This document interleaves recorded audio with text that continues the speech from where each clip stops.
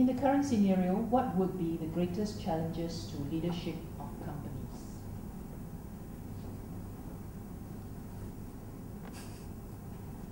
That's a tough question. To stay afloat and to ride this situation. It is a test to leadership, whether you can actually adjust to situation and have you prepared your company to face this. Good times, quite easy. Riding through the difficult time, the test is whether you can stay afloat and ride through situations. Wrong leadership, your company will just go down, and there goes many of those employees that depend on you for their, for their daily life. So,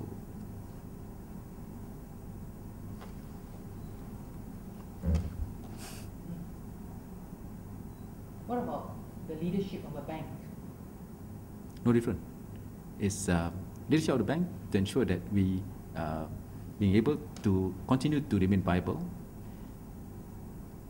right? To make sure that we able to ride this present scenario, and thirdly, that a test to whether we have built the bank to provide sustainable income. If you have built on that, you have no problem with it. If you are just building it for a day, for a short period, then you have trouble this way. The challenge to all CEOs of a bank is whether they could actually, they have built their bank to last. We, Affin, built to last. We don't actually just go on what you call a big push at the expense of fundamentals. We don't do it. So it must be quite gratifying for you, sir, to see that Affin Bank is still surviving while banks of over 100 years old like Leng is gone. Yeah, it is. Very simple. I tell you, I told my staff, you see, Affin had its problems, but we survived because we know our business very well. We did not take what you call high risk to sacrifice the bank. More importantly, is this: we did not chase profit. What I used to say, chase profit. We make profit, but we don't chase profit. Chase profit is very simple. If you push and push and push, you have to take higher risk. As so long as the risk, the high risk you take, provide you the reward, they forgot about the risk. They only remember the reward. What has happened to like Lehman? The reward came in. The risk came after that. So that's what they have to go off. They got close. So my advice is always this: there are so much profit you can push to the market, can extract from the market. Beyond certain things, you have to take high risk, and high risk means it can be a risk to your existence. Affin never take such risk where it will compromise its existence. Yeah. And we have very strong risk management. No one individual could put Affin in any situation where it can actually cause its existence at risk. No one. And the board monitors very closely. Every month, the board tracks Affin performance in detail. So what I'm trying to tell you about Affin board is that they get updated. They also know about the business quite detailed, so very engaging about the business of Affin. So they would know. No one person can actually take Affin into such journey. Not at the moment. Policy has been set. If anything, it's just that you are going against a board resolution. That's it. I mean, on your own, which are unlikely, I guess. But Lehman, I think they knowingly went into such business. You look at, how do you allow bank to gear 30, 40 times or 50 times? We are not geared. If you look at our capital at 13%, right? We probably geared about 6, 7 times. 7-time gearing. Lehman went more than 40 times. And none of the Malaysian banks geared to that level. So, but no one paid attention because your name is an overriding factor for the high risk you take. Lehman, name overrides the high risk they took, overrides the gearing they take. Everything, just pure name, right? Actually overrides everything. So now the market will learn that there's so much into name. Beyond the name, you must look at fundamentals. Will the market ever learn? Market will learn. Market will learn this time. You know why I say market will learn? The losses are not incurred by pure shareholders. The market now found out that the losses are incurred by men in the street who bought all sorts of structured products, all sorts of things from them. So they never forget. At least for a while, they will not forget. So now selling a name is not so easy. And the board that actually monitor all this will now be more careful,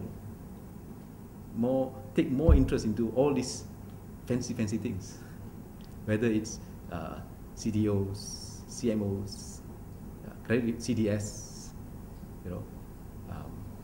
credit derivatives. They will now have to pay more attention and understand all this terminology and the working of it. Those days, this would easily pass the board as technical jargon. Today is not easy.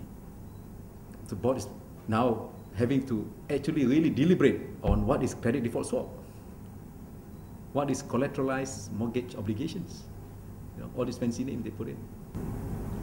Looking at the way the US is solving its problem, do you think that they are getting their act together, especially now with the whole world coming in a coordinated fashion? Slow.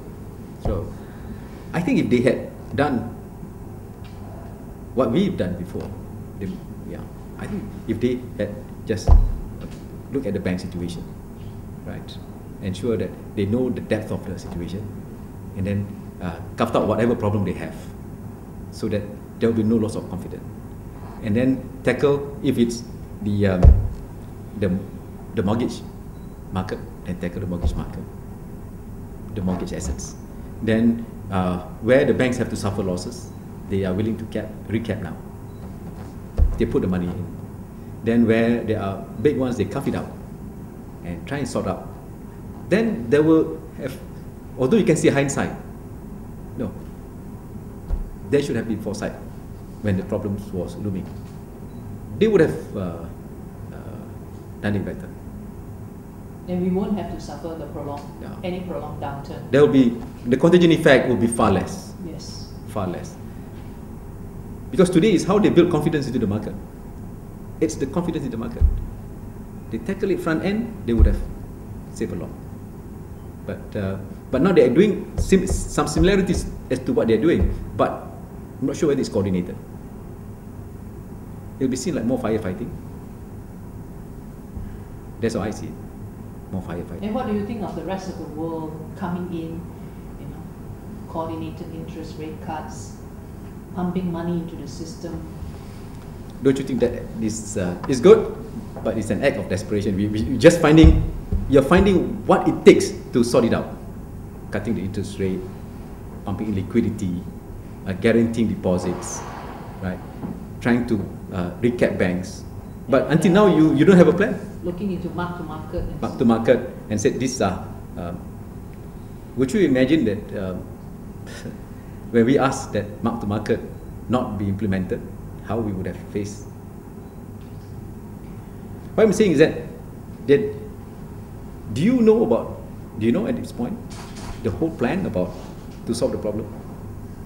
I don't. I'm trying to find out what's the whole plan to solve at the US side.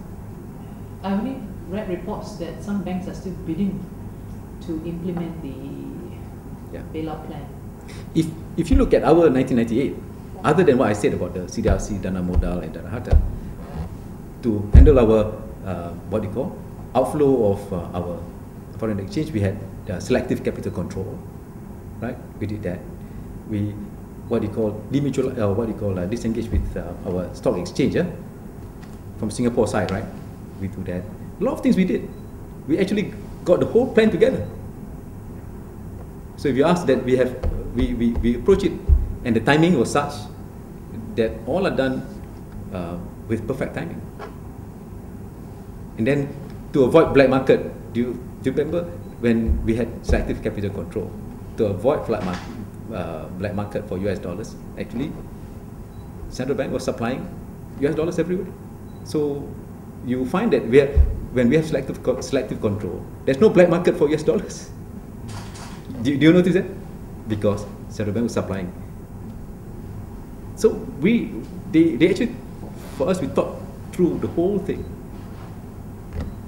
in implementing our solution. Whereas today, if I ask you, they have not come with a document for the US. Not that I know, maybe they have it, but not that I know that they've announced that how they're going to handle the whole thing.